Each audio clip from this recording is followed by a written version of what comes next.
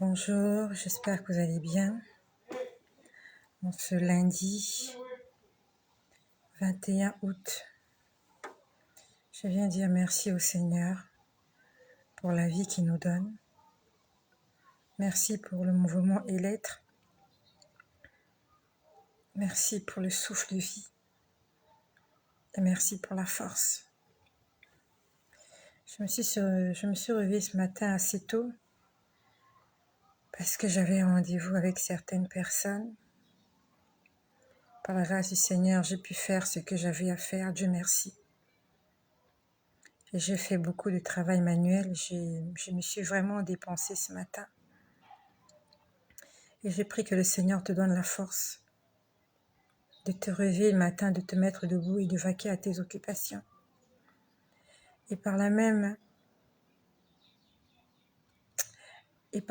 je prie pour toutes les personnes qui ne peuvent pas se servir de leurs membres, pour toutes les personnes qui ont des difficultés à se servir de leurs mains, pour toutes les personnes qui ont des difficultés à se servir de leurs pieds, pour toutes les personnes qui sont inaptes, pour toutes les personnes qui sont infirmes, pour toutes les personnes qui sont handicapées, pour toutes les personnes qui sont paralysées. Je prie que Dieu fasse un miracle dans ta vie. Lorsque je me réveille le matin et que je commence à faire le ménage, que je commence à mettre de l'ordre, je dis merci à Dieu parce qu'il y a des gens qui ne peuvent pas faire le ménage. Il y a des gens qui ne peuvent pas balayer leur maison. Il y a des gens qui ne peuvent pas mettre de l'ordre dans leurs affaires parce qu'ils ne peuvent pas bouger. Ils veulent bien faire, mais ils ne peuvent pas bouger. Il y a des gens qui aimeraient le matin se réveiller, aller faire leur petit déjeuner, mais ils ne peuvent pas. Ils sont obligés d'attendre de l'aide de quelqu'un d'autre. Ils sont obligés d'attendre que d'autres personnes interviennent.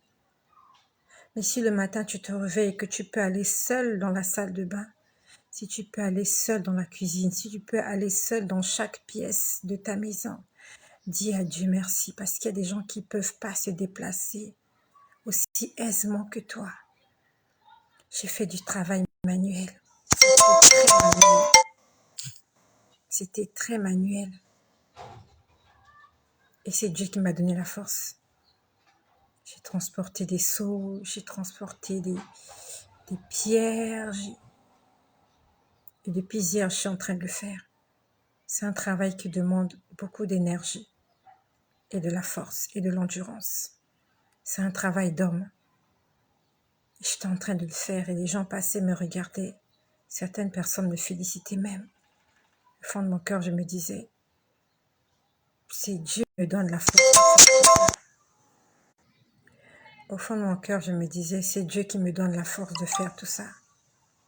Par moi-même, je ne saurais le faire. Remercie le Seigneur. Parce que tu peux faire la vaisselle toute seule, parce que tu peux faire la lessive, parce que tu peux aller laisser tes enfants à l'école. Dis merci à Dieu. Il y a des gens qui ne peuvent pas le faire. Tu peux faire des courses, tu peux faire du shopping. Il y a des gens qui ne peuvent pas le faire. Pas parce qu'ils ne veulent pas, mais parce qu'ils n'en ont pas. En fait, ils n'ont pas tout ce que tu as. Ils ont peut-être de l'argent, mais ils sont à mobilité réduite. Je viens dire merci au Seigneur pour toutes ces choses. Non seulement pour la vie, mais pour la force, pour l'endurance, pour tout. Cette nuit, le Seigneur m'a parlé. Et il me l'a expliqué ce matin. Cette nuit, Dieu était en train de me montrer, et était en train de me dire, il fallait que chacun soit à sa place. Dieu m'a dit que chacun soit à sa place. Quand je dis que chacun doit être à sa place, chacun doit demander à Dieu, quelle est ta place? Quel est ton rôle sur cette terre? Et que tu te tiennes à ta place. Je ne suis pas trop football. Je ne suis pas trop basket. Mais je sais que tous ces sports-là, tous ces jeux ont des règles. Par exemple, pour ceux qui jouent au football, il y a les défenseurs, il y a, je sais pas moi, les attaquants, il y a, je sais pas, le gardien. Chacun il connaît sa place.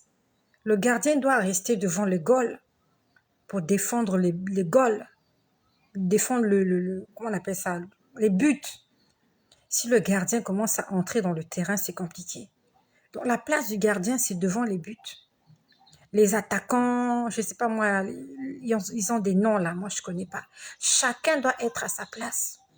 Quand il y a je sais pas moi, des coups francs, il y a des règles.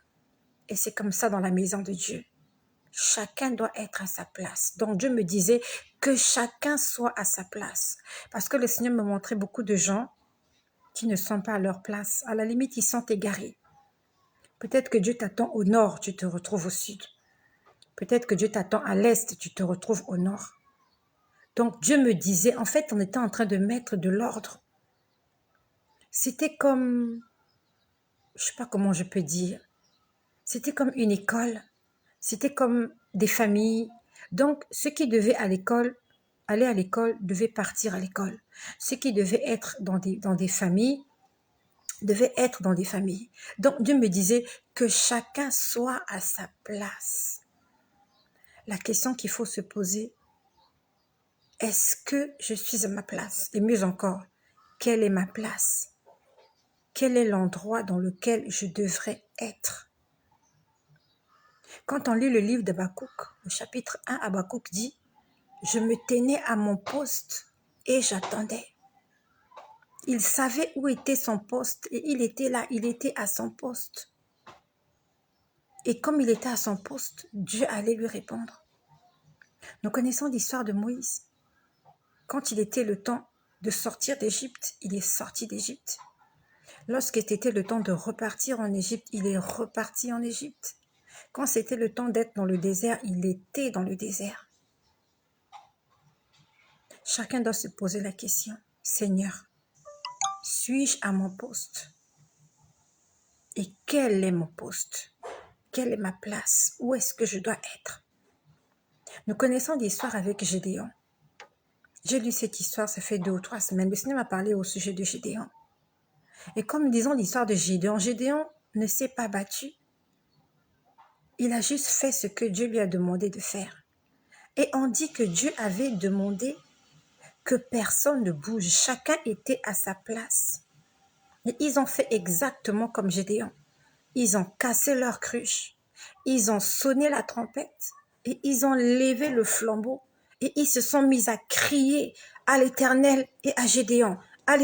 Ils n'ont pas bougé.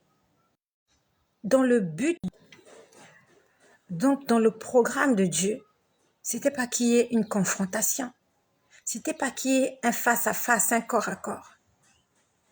Dieu leur a dit, faites ce que je vous demande et moi je combattrai pour vous. Chacun était resté à sa place. C'est comme aussi avec l'histoire de Josué. Josué est en route avec les enfants d'Israël. Ils se dirigent vers la terre promise. Ils sont confrontés à une difficulté. Ils sont en face de Jéricho. Cette grande ville barricadée. Ils n'ont pas cassé Jéricho. Ils ne se sont pas battus avec les habitants de Jéricho. Ils n'ont pas mis le feu à la muraille. Dieu a dit que chacun soit à sa place. Et vous allez exactement faire comme je vous dirai. Ils étaient là, ils ont fait le tour de la ville pendant 7 jours. Chacun était à sa place. Personne n'est entré dans la ville, alors que c'est la ville qu'il fallait envahir. En fait, il fallait prendre possession de la ville. Et le 7e jour, chacun était à sa place et ils se sont mis à crier, à hurler, à chanter, à faire toutes sortes de bruits. Et la muraille est tombée. Chacun était à sa place. Ils sont pas allés dans le camp de l'ennemi. Donc il y a des batailles comme ça, on n'aura pas besoin de se battre. Il y a des combats, on n'aura pas besoin d'aller dans le camp de l'ennemi. On va rester à notre place. On fera comme Dieu dira.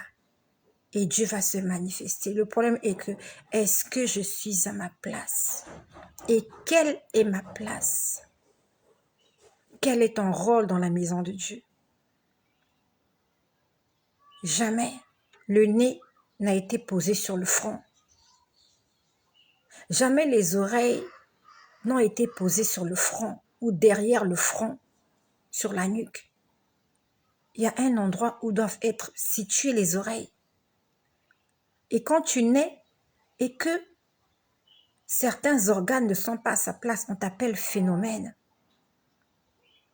Quand tu as une anomalie, on t'appelle phénomène. Parce que Dieu a créé le nez au centre du visage. Et si ton nez est décalé, on va t'appeler phénomène. En fait, la science va trouver un nom à cette anomalie que tu as. Ils vont te donner un nom.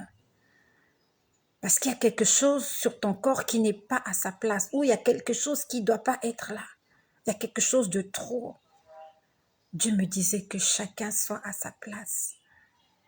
Et c'est une prière que nous devons faire. Jésus, lorsqu'il était dans le jardin de Gethsémane, il n'était pas seul. Il était là avec ses disciples et il en a pris 3. Parce que ces 3-là, ils devaient être à leur place pendant que le maître était en train d'agoniser. Pendant que le maître était en train de faire sa dernière prière. Ces 3 disciples-là, ils ne devaient pas être avec les autres. C'est comme lors de la transfiguration. Jésus n'est pas monté avec tous les disciples. Il est monté avec 3 disciples seulement. Il avait fait un choix parce que ces disciples-là avaient été choisis afin d'être à cet endroit et de vivre cet événement-là. Chacun était à sa place. Et quand ils étaient à leur place, le miracle s'est fait. Que le Seigneur m'aide à être à ma place. Que le Seigneur t'aide à être à ta place. Quelle est ta place? Est-ce que tu es à ta place? Même lorsqu'on va au cinéma, chacun a sa place. Lorsqu'on entre dans un avion, sur ton boarding là, sur ta carte d'embarquement, il y a le numéro de ton siège. Et quand tu vas dans l'avion, les hôtesses font tout pour que tu sois assis exactement là où tu dois être. Si tu te mets à la place de quelqu'un d'autre, ça va créer des problèmes dans l'avion. Tu dois rester à ta place. Et cette place-là, elle t'a été réservée, c'est ta place.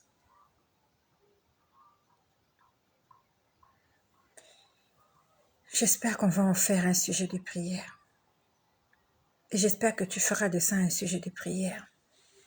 C'est vrai, nous avons beaucoup de choses à présenter au Seigneur, des doléances, oui. Mais la Bible nous dit cherchez d'abord le royaume des cieux. Et toutes choses vous seront données par-dessus. Cherche d'abord quelle est la volonté de Dieu dans ta vie. Qu'est-ce que Dieu veut faire avec toi? Où est-ce que Dieu veut te voir? Et Dieu fera le reste. Si tu es à ta place, l'avion va décoller, on va te servir. Mais si tu te lèves, un avion ne peut pas décoller lorsqu'il y a des gens qui sont debout. Si tu es debout, il y a une hôtesse. Si tu es debout dans un avion, il y a une hôtesse qui viendra te demander de t'asseoir et d'attacher ta ceinture. Lorsque tu es dans un bus, c'est vrai qu'il y a des bus où les gens s'asseyent, où les gens se mettent debout, sorry. Mais les bus voyageurs, les gens s'asseyent. Tu dois être assis, mon frère. Lorsque tu es dans un train, quand c'est le moment de s'asseoir, tu t'assois. Quand on te permet de te lever, tu te lèves. Et s'il y a un service qui vient là, ils vont servir ceux qui sont assis. On ne sert pas ceux qui sont debout. On sert ceux qui sont assis. J'aimerais que là où tu es, que tu puisses faire une petite prière. Nous allons faire cette petite prière ensemble. Seigneur Jésus, tu peux répéter avec moi s'il te manque les mots. Seigneur Jésus, je te remercie pour cette journée. Merci parce que tu m'as encore parlé. Seigneur, j'aimerais que tu me dises quelle est ma place. J'aimerais que tu me dises quel est mon rôle. Et j'aimerais que tu me dises si je suis à ma place. Que le Seigneur nous dise si nous sommes à notre place. Soyez bénis au nom de Jésus. Ça, c'était la première chose.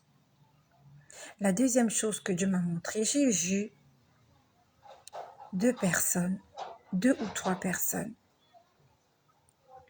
Cette personne-là était dans une voiture. Et cette personne-là, j'avais l'impression que elles allaient de maison en maison. Et cette personne-là se sont arrêtées devant chez moi. Et elle me demandait les bouteilles vides. Ces personnes-là me demandaient les bouteilles vides. Ils me disaient, amène-nous les bouteilles vides, nous allons te remettre des bouteilles pleines. Et je crois que j'avais des bouteilles vides à la maison. Quand je leur ai remis des bouteilles vides, elles m'ont remis gratuitement des bouteilles pleines. C'était plein, je crois que c'était du jus d'orange. Ça avait la couleur d'un jus d'orange. Donc, ces personnes-là passaient de maison en maison. Elles récupéraient les bouteilles vides et elles donnaient en échange des bouteilles pleines. Ça veut dire beaucoup de choses. Je le prends pour moi. Par expérience, lorsque Dieu me montre une bouteille, la bouteille, en fait, c'est l'être humain. Moi, je parle de mon expérience à moi. Quand je vois une bouteille vide, ça veut dire que la personne pour laquelle je suis en train de parler est un vase vide. Quand je vois une bouteille vide, en fait, c'est une personne qui n'a pas le Saint-Esprit. C'est une personne qui n'a pas Dieu dans sa vie. Quand je vois une bouteille remplie de moitié, ça veut dire que cette personne a un pied dedans, un pied dehors. Quand je vois une bouteille pleine d'eau, ça dit que cette personne-là marche dans la vérité. C'est quelque chose que j'ai appris avec le temps. Avec le Saint-Esprit, j'ai appris à interpréter certaines images. Je ne suis pas encore au bout de ma formation. Je suis juste au début. Quand je vois une bouteille, Dieu est en train de me montrer l'état de la personne. Quand je vois l'intérieur de la bouteille, Dieu est en train de me révéler son être intérieur. Si la bouteille est vide, ça veut dire que Dieu me dit, cette personne-là, je ne suis pas dans sa vie. Si la bouteille est à moitié vide, Dieu est en train de me dire, souvent il est avec moi, souvent il n'est pas avec moi. Donc, je n'agis pas totalement avec lui. Je n'ai pas encore le contrôle total de sa vie. Mais quand la bouteille est pleine d'eau, surtout lorsqu'elle elle déborde, ça veut dire que cette personne-là marche dans la vérité. Donc Dieu, par là, est en train de nous demander de lui apporter des vases vides. Et quand Dieu nous demande des vases vides, le premier vase vide que nous apportons, c'est d'abord nous-mêmes. La Bible nous dit que nous sommes des pots dans la main du potier. Nous sommes des instruments. Nous sommes des vases dans la maison du potier. Et quand il crée ce vase, il le remplit de quelque chose. Même si aujourd'hui il y a des vases qui restent vides juste pour la décoration, Dieu ne nous a pas appelés juste pour la décoration. Dieu nous a appelés pour se servir de nous. Nous sommes là pour un usage bien défini. Dieu ne laissera pas que tu sois un pot vide, un vase vide. Donc c'est comme si Dieu me disait, à chaque fois que tu me donneras une âme, une personne qui est vide, en échange, je vais te donner quelque chose. Donc lui, Dieu, il prend le vase vide et on me redonnait une bouteille pleine de jus. Mais ce jus-là, je suppose que c'est pour le boire. Tu ne peux pas acheter un jus pour décorer ton réfrigérateur. Quand tu achètes un jus, une boisson, une limonade, c'est pour que tu la consommes. Nous pouvons nous rappeler du premier miracle de Jésus. Il a changé l'eau en vin. Et quand on dit vin, c'est pas un vin alcoolique. C'était pas un vin enivrant. C'était une boisson non alcoolisée. Et les gens ont bu et se sont réjouis. On va le prendre dans les deux sens. Je donne une âme au Seigneur, en commençant par mon âme. Et en échange, il me récompense. Il me donne quelque chose de sucré, quelque chose de bon, quelque chose d'agréable. C'est le vin. Ça, on le prend dans un premier sens. Dans un deuxième sens, je donne à Dieu un vase vide et Dieu le remplit de quelque chose de succulent. Donc quand je viens vers Dieu, je suis vide, je suis fade. Mais Dieu met à l'intérieur de moi quelque chose de doux, de bon, de succulent. quelque chose qui a de la valeur, une boisson. Une boisson. On peut trouver l'eau dans la nature, mais une boisson, ça se fabrique. Ça a demandé des ingrédients, ça a demandé du temps, alors que de l'eau, on trouve de l'eau n'importe où. Donc Dieu veut vraiment que nous puissions lui apporter des vases vides. Ça veut dire que Dieu veut que nous puissions évangéliser. Dieu veut que nous puissions évangéliser en lui apportant des âmes vides. Non seulement il va remplir ces âmes-là, non seulement il va remplir nos âmes, et en échange, nous aurons une boisson, une belle boisson à boire, quelque chose de sucré à boire, même si tu n'aimes pas le sucre. Mais quelque chose de bon te sera mis dans la bouche. Ça, c'était la deuxième chose que j'ai vue cette nuit. La troisième des choses que j'ai vues, Dieu était en train de nous parler avec rigueur au sujet des critiques et des murmures. Dieu était en train de dire, je voyais que c'était un pasteur qui parlait, et je sais que le pasteur par excellence, c'est Dieu lui-même. Et il était très strict avec ça. Il était en train de dire que si tu as un problème avec quelqu'un, va parler à la personne. Ne parle pas dans le dos de la personne. Comment ça se faisait? En fait, je voyais des gens en train de se moquer d'une femme. Et à ce pasteur-là qui disait, comme tu t'es moqué de cette femme-là, va lui dire que tu t'es moqué d'elle. Et c'était strict, c'était catégorique. C'était comme un ordre et cet homme-là ne rigolait pas. C'est comme si cette recommandation était accompagnée d'une sentence. Si tu ne fais pas, il y aura une sentence. Cette personne-là était rigoureuse à ce sujet. Lorsqu'on se moquait de quelqu'un, il disait, va dire à cette personne-là que tu t'es moqué d'elle. Va dire à cette personne-là que tu l'as insultée. Va dire à cette personne-là que tu l'as jugée. En fait, c'est pour qu'on arrête. Parce que je ne suis pas très sûre qu'on pourrait aller vers quelqu'un pour lui dire, non, mais tu sais, je me suis moqué de toi, je t'ai insulté, je t'ai calomnié. C'est quelque chose qu'on ne sait pas faire. Donc, c'est comme si Dieu disait, arrêtez les calomnies. Arrêtez les insultes, arrêtez les moqueries, arrêtez les jugements. Et ça se passe dans la maison de Dieu. Aujourd'hui, sur les réseaux sociaux, il y a des gens spécialisés pour juger les autres, pour condamner les autres, pour jeter la première pierre aux autres. Ah, vous avez vu ce pasteur? Vous avez vu ce que ce pasteur-là fait? Ah, vous avez vu ce pasteur? Vous avez vu ce pasteur, ce qu'il a dit? Il y a des gens comme ça qui sont spécialisés seulement pour voir les erreurs des autres. Le pasteur là a mal parlé. Pourquoi il a parlé comme ça? La chantre là, elle a mal chanté. Pourquoi elle s'est habillée comme ça? Mais si tu trouves que c'est pas ça, contacte la personne. Va vers la personne. C'est ton bien-aimé, c'est ta bien-aimée. Va vers la personne. Va dire à la personne, à la lumière de la parole de Dieu, que ce qu'elle est en train de faire, ce qu'elle a dit, est une attitude que la Bible ne cautionne pas. Au lieu d'aller condamner, au lieu d'aller juger, au lieu d'aller insulter. Et c'est toujours les pasteurs ont dit, les pasteurs ont fait. Un homme peut se tromper. Ok, peut-être que c'est un pasteur satanique. Mais toi qui connais la vérité, au lieu de l'insulter, contacte-le, envoie-lui un message à la lumière de la parole de Dieu, sans pourtant insulter. Ramène-le avec amour vers la vérité. Donc le Seigneur était en train de nous interpeller. Ça s'est passé cette nuit. Et la première personne que Dieu interpelle, c'est moi. D'arrêter de juger. Elle est trop grosse. Elle est trop maigre. Elle parle trop bizarrement. Elle est comme ça.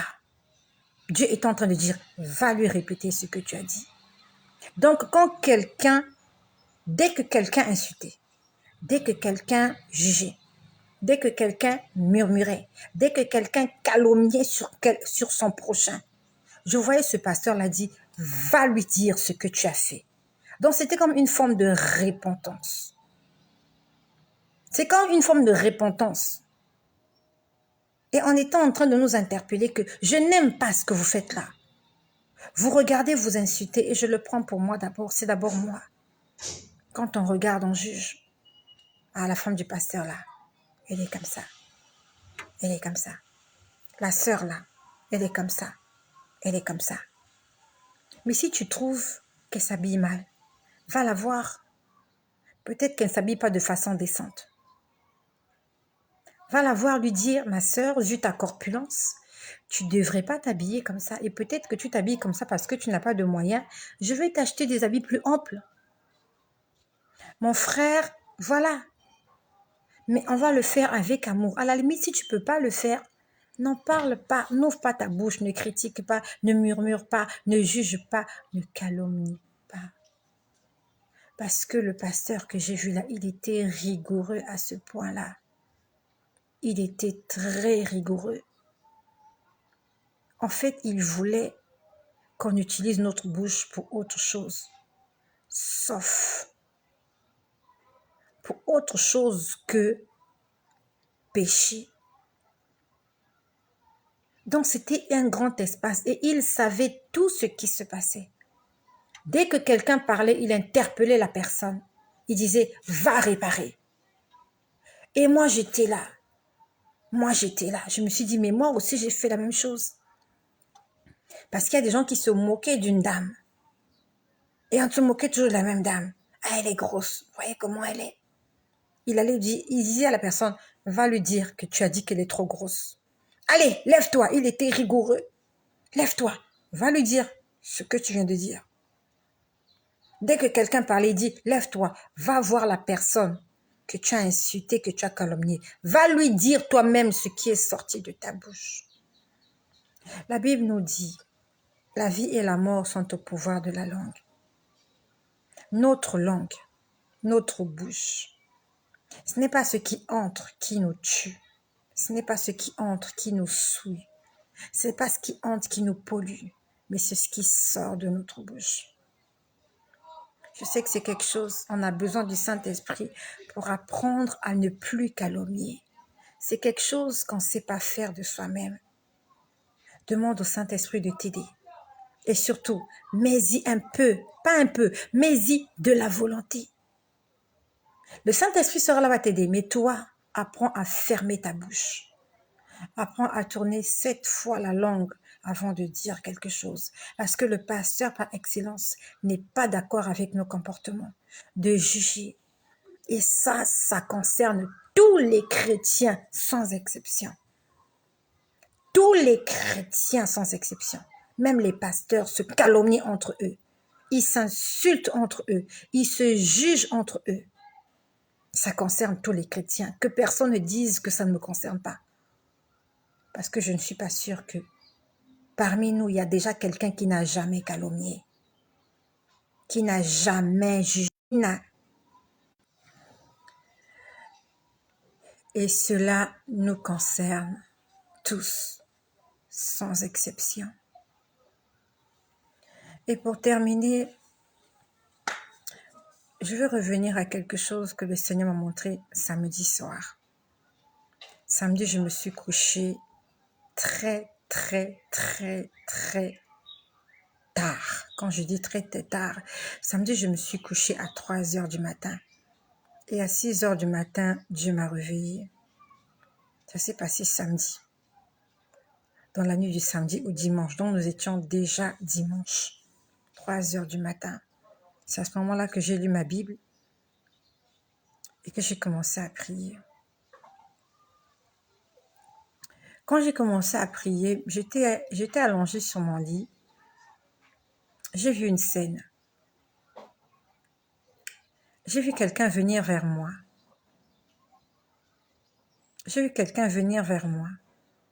Et quand cette personne venait vers moi, j'avais un bébé dans les bras. Que le Seigneur nous aide à interpréter les songes. Je vais les prendre dans les deux sens. Je vais d'abord expliquer le songe. Non, ce n'est pas un songe, c'était une vision. Je vais d'abord vous relater la vision et je vais essayer de me l'expliquer dans les deux sens. Donc, je me voyais debout quelque part, j'avais un bébé. Je l'ai tenu dans ma main gauche. Et je vois quelqu'un venir vers moi. s'est passé dans la nuit du samedi au dimanche. Donc, il était exactement le dimanche, 3 heures du matin. Une personne vient vers moi et commence à me parler. La personne me dit que apparemment j'ai dit des choses et il faut que je puisse monter à l'étage. J'avais comme une mezzanine.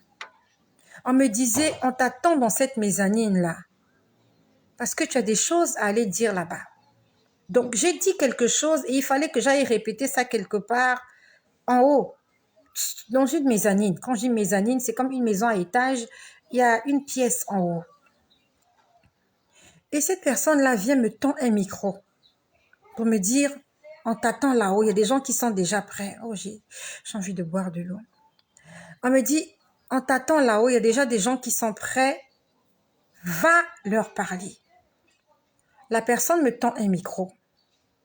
Et quand la personne me tend un micro, je prends le micro dans la main de la personne parce que je sais que je dois parler.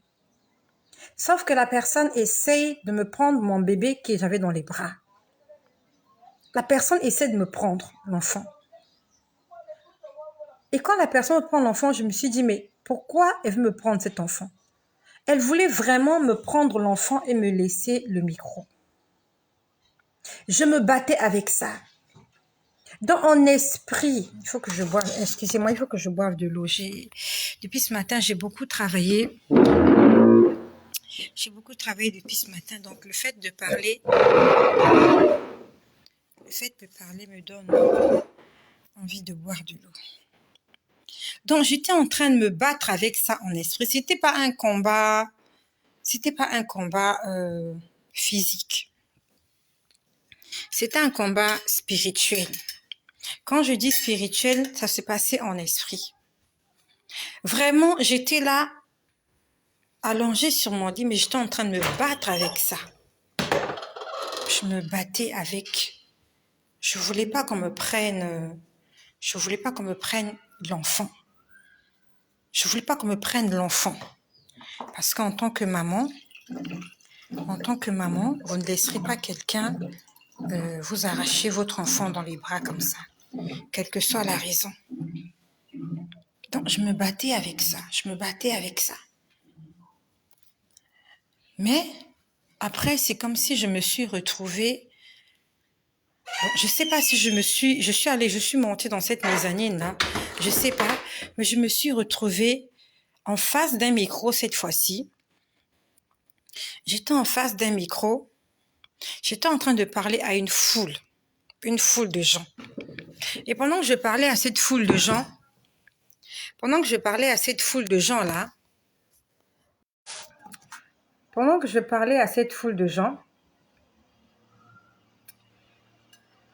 j'espère qu'on est là.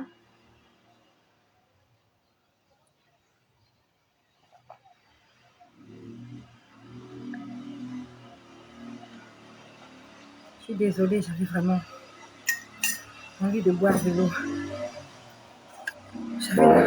J'avais la gorge sèche. Pendant que je parlais à ces gens, j'avais toujours l'enfant dans les bras. Là, maintenant, j'étais debout. Le micro était en face de moi et je parlais à des gens. Et cette même personne revient, veut me prendre l'enfant. J'étais en train de me battre. Je ne voulais pas donner l'enfant. Donc, je voulais en même temps avoir l'enfant dans les bras et parler. Quand j'ai vu cette vision, je me battais avec la vision. En esprit, je me battais. La personne me disait, donne-moi l'enfant. Moi, je disais, je te donne pas l'enfant. Je te donne pas l'enfant. Ça s'est passé le dimanche à 3 heures du matin. Quand je sors de cette vision, je dis, Seigneur, qu'est-ce qu'il y a? Je pose la question, Seigneur, qu'est-ce qu'il y a? Qu'est-ce que je viens de voir là? Quelqu'un veut me prendre un enfant et me donner le micro pour parler. Mais moi, je n'ai pas envie de donner l'enfant. Je dis, Seigneur, dis-moi exactement ce que représente l'enfant. Parce que le micro, je sais ce que c'est que le micro. Lorsqu'on te donne le micro, ça veut dire qu'on te donne la parole. Ça veut dire que tu as l'autorisation de parler. On ne donne pas le micro à n'importe qui. On ne donne pas le micro à n'importe qui. Parce que vous pouvez donner le micro à quelqu'un et que cette personne se mette à dire des choses qui sont hors sens, hors norme. Et vous allez le regretter parce qu'elle a parlé dans le micro et tout le monde a entendu. Parce que lorsque quelqu'un parle dans un micro, il y a l'écho de la voix qui va très loin. Donc, quand vous donnez le micro à quelqu'un, ça dit que c'est quelqu'un de confiance. Vous faites confiance à cette personne-là. Vous êtes déjà entendu. C'est comme lorsqu'on vous invite sur un plateau de télévision pour une émission ou pour un débat. Si on vous a invité, c'est parce que vous avez été sélectionné. Vous avez des critères qui ont fait que vous vous retrouvez sur ce plateau de télévision-là. Donc, lorsqu'on me donne le micro, je sais que Dieu me dit, parle. Dieu est en train de me dire, parle, je donne l'autorisation, je donne le micro, parle. Ce que tu as déjà dit, tu vas encore le dire. Non seulement sur la mezzanine, mais je me suis retrouvée en train de parler à une foule de gens. Sauf que la personne insistait, me disait, donne-moi l'enfant.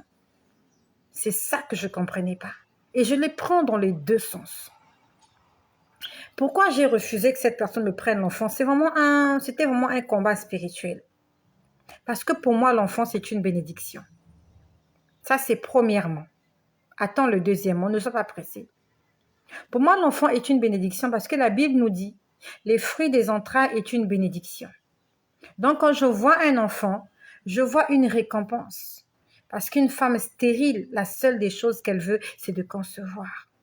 Donc, pour moi, l'enfant, c'est une bénédiction. Et le fait qu'on essaie de me l'arracher, je me dis, pourquoi on veut me prendre ma bénédiction? Ça, c'est dans le premier sens. Dans le deuxième sens, l'enfant est une charge. Parce qu'une mère qui a un enfant ne se comporte pas comme une mère qui n'en a pas. Une mère qui a un enfant, elle réfléchit pour deux, elle compose pour deux, elle conjugue pour deux. Quand elle fait quelque chose, elle pense et à elle et à son enfant. Elle s'investit doublement parce qu'elle a une bouche à nourrir. C'est une charge, un enfant. Il y a un salaire où tu peux survivre au sol, il y a un salaire où quand tu as un enfant, ça sera difficile pour toi de t'en sortir. Donc l'enfant n'est pas seulement une bénédiction, mais l'enfant est une charge. Donc il y a deux choses. Soit on voulait me voler ma bénédiction, soit on veut me décharger d'une charge. On veut m'enlever un poids. C'est comme j'ai dit, je les prends dans les deux sens. Pour moi, je me dis que c'est une bénédiction. Mais Dieu voit ça comme un poids, une charge. Et Dieu me dit, pour que tu parles mieux. Donc, c'est comme si Dieu est en train de me dire, pour que tu puisses parler aisément, pour que tu sois à l'aise, pour que tu sois légère, je dois te décharger de quelque chose que tu aimes, quelque chose qui était pour toi comme une bénédiction, quelque chose que tu as chéri, quelque chose que tu as aimé, mais seulement cette chose-là est un obstacle pour que tu puisses parler. Il faut que je te décharge. C'est comme j'ai dit, je le prends dans les deux sens. Dans le premier sens, je refuse qu'on me vole ma bénédiction. Dans le deuxième sens, peut-être que Dieu veut me décharger de quelque chose. Il y a une charge. Dieu veut me décharger. Il me dit, donne-moi ce poids que tu as. Parce qu'on ne peut pas aller présenter un concert avec un bébé dans les bras. Il y a des artistes, musiciennes qui ont des enfants, mais je ne suis pas sûre qu'elle va faire une prestation à un concert avec un bébé au dos ou avec un bébé dans les bras. Elle va laisser son bébé à la maison ou alors dans les coulisses avec une nounou. Tu ne verras pas Rihanna venir faire un concert avec un bébé au dos ou un bébé dans les bras.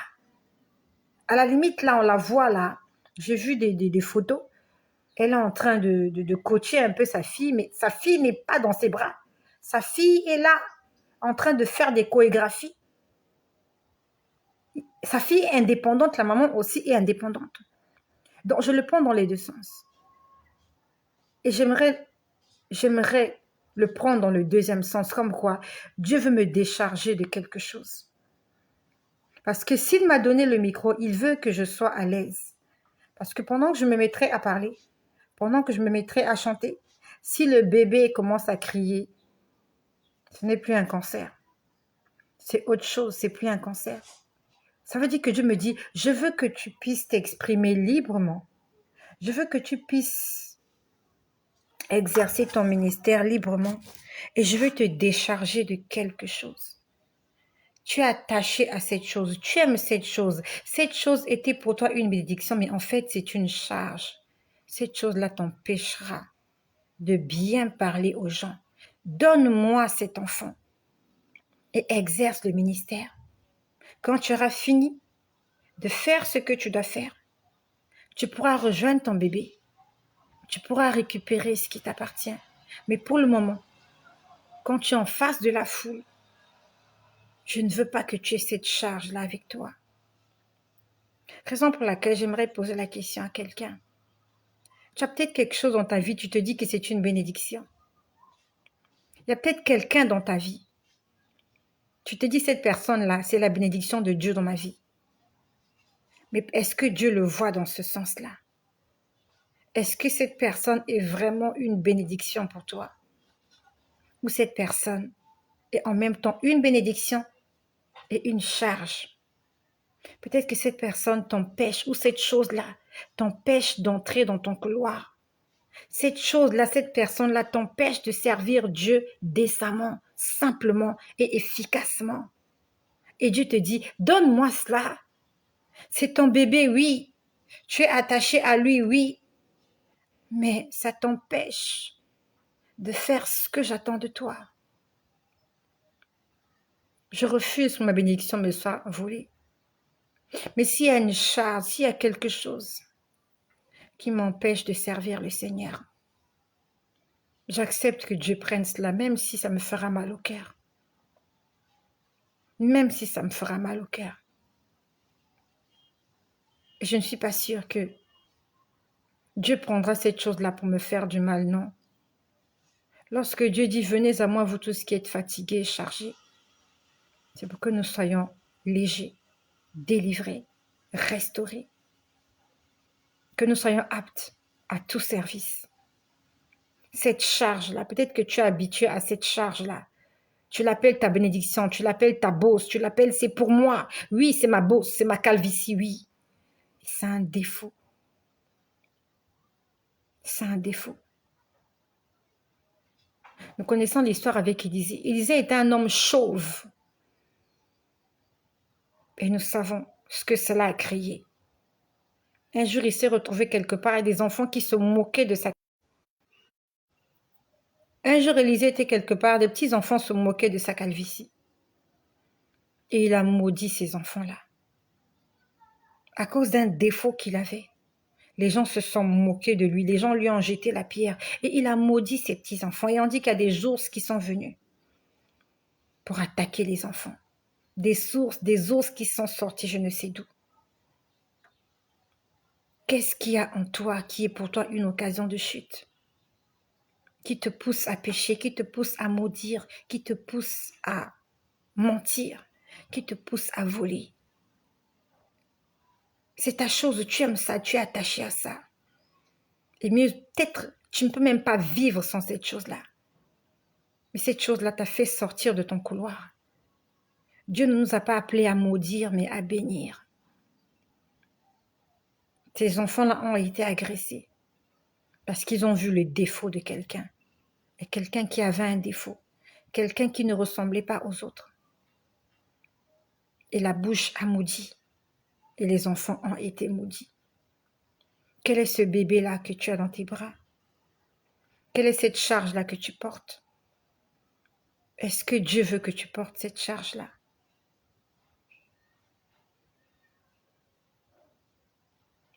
J'ai compris le message que le Seigneur m'a envoyé. Il y a des choses que je devrais abandonner, des choses que je chéris, des choses auxquelles je suis attachée. Parce que j'ai une mission, on m'a déjà tendu le micro, on m'a déjà donné le micro, il faut que je parle. Et ce que j'ai dans les bras, je l'avais dans la main gauche. Je tenais le bébé dans la main gauche comme ça. C'est comme si on me disait, tu ne peux pas parler en ayant ce bébé-là dans les bras. C'est pas possible. C'est pas compatible. On ne prend pas la parole avec un bébé dans les bras. Tu seras maman à la maison. Mais lorsqu'on t'invite quelque part, tu dois être la femme qui parle, la femme qui a un message à véhiculer, la femme qui a quelque chose à dire. Et pendant que tu parles, les gens doivent se taire. Ton bébé ne doit pas attirer l'attention des gens. Les gens ne sont pas venus pour prendre ton bébé en photo.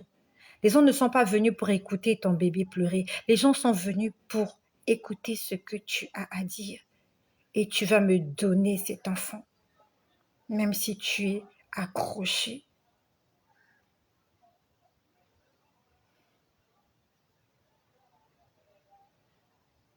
C'est difficile pour moi. C'est très, très difficile pour moi. Parce que Dieu me demande encore d'abandonner quelque chose qui a de la valeur à mes yeux. Mais quelque chose qui est un obstacle pour la mission qu'il m'a donnée.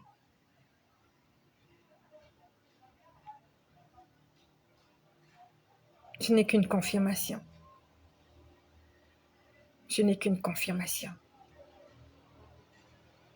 La vie difficile, la vie chrétienne n'est pas facile. Suivre Jésus, c'est pas facile. Lorsqu'il dit que chacun prendra sa croix, je suis en train de prendre ma croix. Et c'est pas Dieu qui m'a mis dans tout ça, je me suis mise dans tout ça moi-même. Parce que j'ai été désobéissante. Parce que je n'ai pas écouté la voix de Dieu. Aujourd'hui, lorsque Dieu nous demande de vivre dans la sainteté, c'est pour notre bien. Lorsqu'il nous demande de vivre dans l'obéissance, c'est dans la crainte, c'est pour notre bien. Lorsque Dieu te dit, écoute ma voix, c'est pour ton bien, même si ça te fait mal. Tu es peut-être une jeune fille dans la maison de tes parents. On ne t'a pas encore épousée. Voilà comment tu vas te donner à cet homme-là. Avant que cet homme ne vienne dans ta vie, peut-être que tu servais le Seigneur tranquillement. Tu n'avais pas de problème. Tu allais à l'église, tu servais Dieu avec zèle et avec tremblement. Voilà comment tu tombes enceinte. Tu as une charge. Tu ne peux plus servir Dieu parce que tu as honte, tu es gêné, tu as péché. Et tout le monde sait que tu as péché parce que tu as eu un enfant hors mariage. C'est un exemple que je prends. Et cet enfant-là va t'empêcher. C'est une bénédiction, oui, tu vas être mère, oui. Mais cet enfant-là dans ta vie, ça sera, au départ, ça sera... Cet enfant-là, c'est ta bénédiction, c'est ta joie. Mais quelque part, cet enfant-là ne pourra plus te permettre de faire ce que tu faisais avant. Avant, tu étais insouciante, tu attendais l'argent des parents pour tout faire. Mais là, tu as un bébé, il faut le nourrir. Tu vas commencer à penser à arrêter tes études pour aller travailler parce qu'il faut s'occuper de l'enfant. Il y a même d'autres qui arrêtent leurs études parce qu'elles ne peuvent pas lier maternité et études. Il y a d'autres qui entrent dans des mariages précoces parce que, comme je suis enceinte, il faut que je me mette avec... En fait, ta vie va chambouler. Toi qui étais chantre, toi qui étais au service de Dieu, voilà comment tu ne peux plus parce que il y a une charge dans tes mains. Et même si tu ne te mets pas forcément avec cet homme-là, mais le fait d'avoir déjà un enfant, être une fille mère, peut-être qu'il y a un homme qui voulait bien de toi, mais le fait que tu as déjà un enfant, il y a des hommes qui n'aiment pas se mettre en couple avec des femmes qui ont déjà ne fût-ce qu'un seul enfant. Tes chances se sont amoindries. Pourquoi? Parce que tu as désobéi. Tu as désobéi, tu n'es pas morte. Tu as eu le salaire de ton péché, tu as un enfant dans tes bras, sauf que cet enfant, ce bébé que tu aimes, que tu chéris, va t'empêcher d'atteindre ta destinée. Et nous sommes là plusieurs dans ce cas. Notre désobéissance est en train de nous suivre. Dieu nous avait dit, c'est pas là que je t'attends. Je ne t'attends pas là, on s'est entêté. À la fin, on dit, oui, mais si c'était pas le plan de Dieu, pourquoi il a permis? que si c'était pourquoi Dieu m'a permis de le rencontrer, parce que Dieu t'a permis de le rencontrer, qu'il fallait forcément t'allier à cette personne-là, signer un deal avec cette personne-là, signer un contrat avec cette personne-là. Donc parce que tu vas à l'église, que tu dois inviter toute l'église chez toi, parce que tu rencontres des frères, des sœurs à l'église, que tu feras de tout le monde ton ami. Non, non, non. Nous devons écouter la voix de Dieu. Et ce qui m'arrive, ce bébé que je dois abandonner, cette chose qui avait de la valeur pour moi, je dois malheureusement lâcher prise. Il faut que je me concentre sur le micro.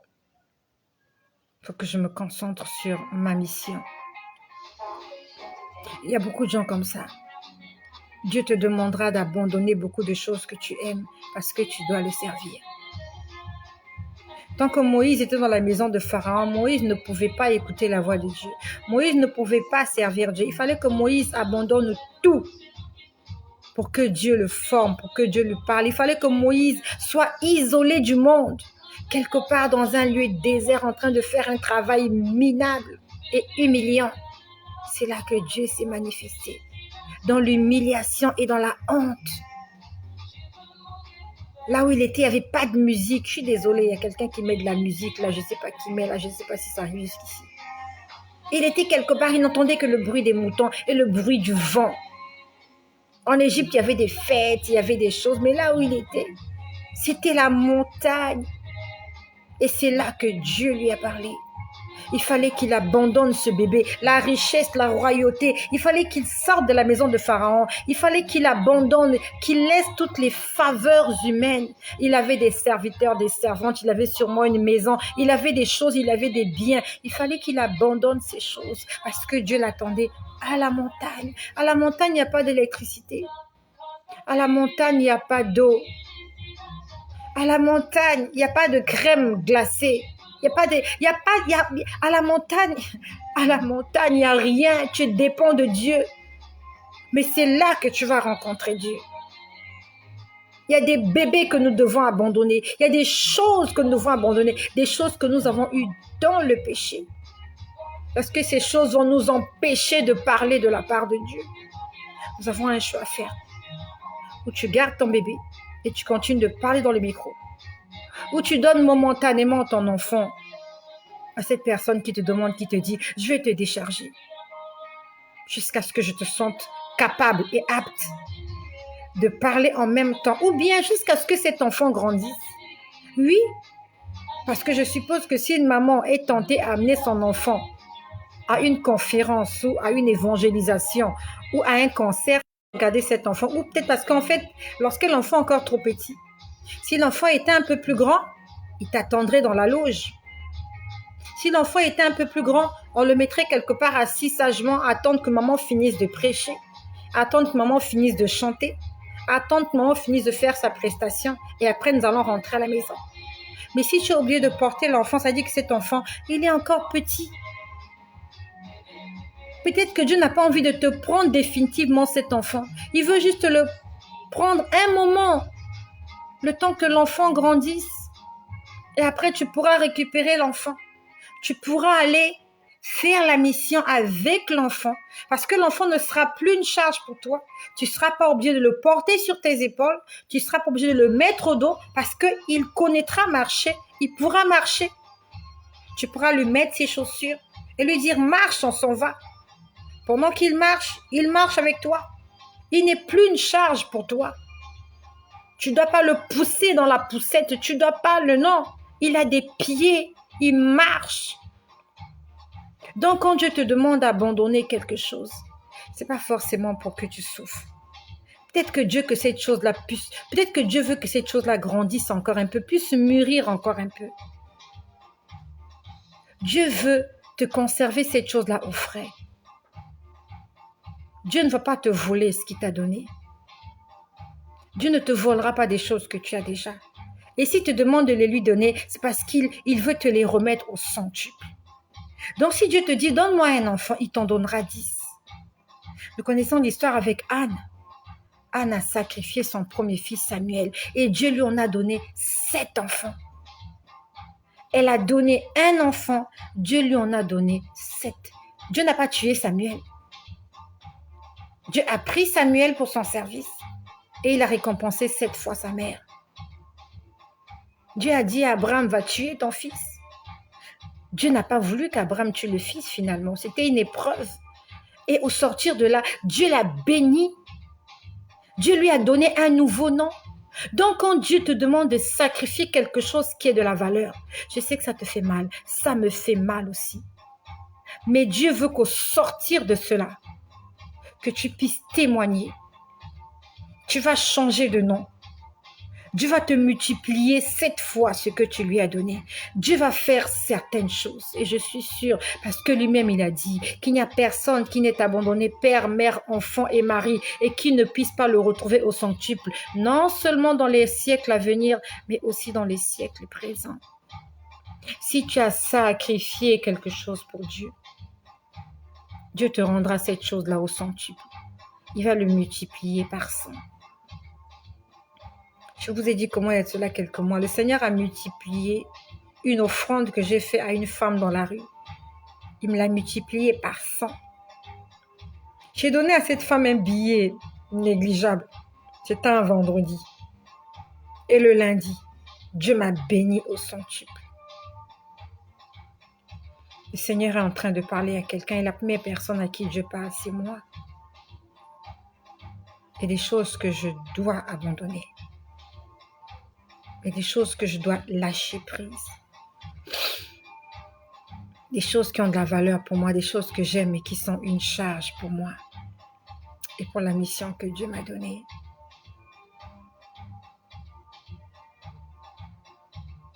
Ça fait mal au cœur. Ça fait très mal au cœur. Ça fait très mal au cœur. Mais à qui devons-nous obéir? À Dieu ou aux hommes? C'est Dieu qui va me récompenser. Je suis sûre que je ne rêve pas. Je suis très sûre que je ne rêve pas. C'est difficile, mais c'est réel ce que je vis. Et c'est pas facile. Mais il me donne la force d'avancer. J'y arriverai. J'y arriverai. Seigneur, je te rends grâce pour cette journée. Merci parce que tu n'as pas fini de me montrer ce que tu dois me montrer. Merci parce qu'il y a encore des choses que je dois découvrir, des choses que je dois comprendre, des enseignements que je dois encore recevoir de ta part. Merci parce que je dois encore témoigner. Merci Seigneur parce que je t'apporte ce vase